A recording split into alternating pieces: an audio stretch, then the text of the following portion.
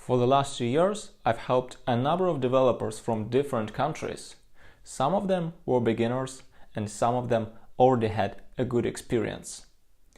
Frequently, they needed a help with learning a new framework, fixing a bug, or accomplishing a snippet of code. A year ago, I started to think, why is it difficult for them to troubleshoot their bugs or learn a new concept?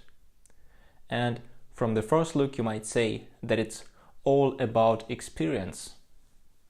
But in my career, I had a number of cases when people asked me to help with a thing I wasn't good at, and mostly I succeeded.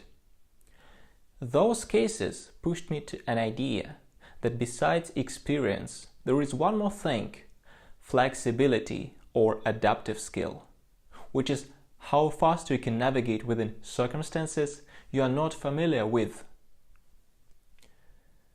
I started to discover my learning habits and habits of my clients and found out one mere difference. Many of them try deeply understand how things are working and only after that begin coding. Nowadays we have plenty of fruitful content like boot camps, video courses. At some point you can compare it with a fast food. You enjoy watching it because most of the things look clear and well organized. You go to the video and to the next one and so on. But if we don't apply new knowledge, it becomes useless, like a fat in a human body. This approach is called passive learning.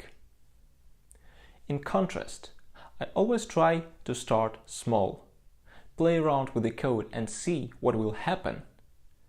I focus on testing things and use content only as a fuel for even more experiments.